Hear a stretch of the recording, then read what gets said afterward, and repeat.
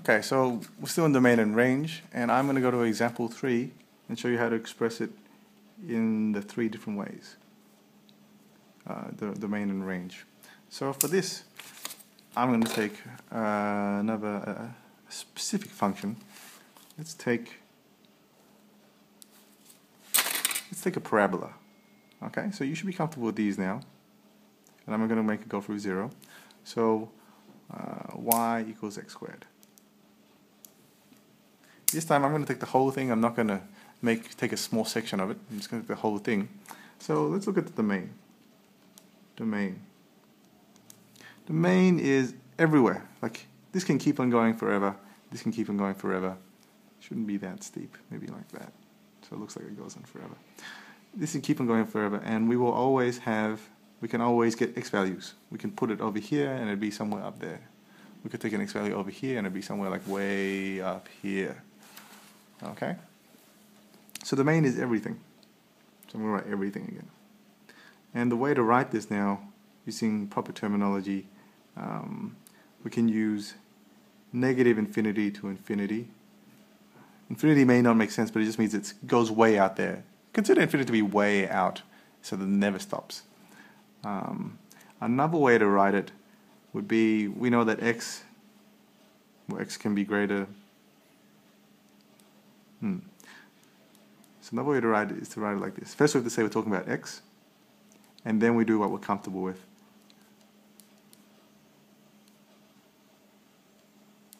Okay? Like, just like that. We're just saying x is between negative infinity and positive infinity, but now we're just saying we're talking about x. But don't worry about too much about that. I never knew that for a long time. And another way, if we know x can be everything, we can write it as r, because r means everything. It's all real numbers. So it's everything for now. Okay? Now let's focus on the range.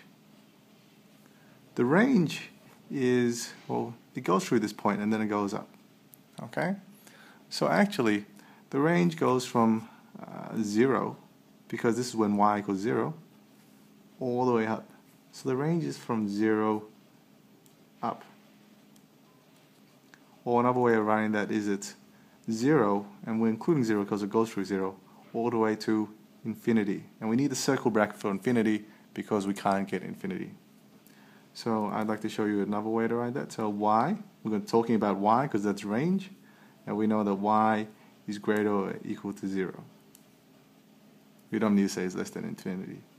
That was kind of a silly example. But yeah, okay? And that would be good. Then we just put these little squiggly things around it. And one other way to write it is r positive. But this means all positive numbers, and 0 is not a positive number. Okay, 0 is just 0. 0, so union, or that means just and 0. And we do the squiggly lines again. Okay? The squiggly lines means this is like a set. So these are the 3 ways to write that range from 0 up. Okay? So just to clarify, r equals everything. R plus means whatever x is greater than 0. Or I minus means our number, can be x, is less than 0. Okay? Cool. So I'll show you a few questions on the next page.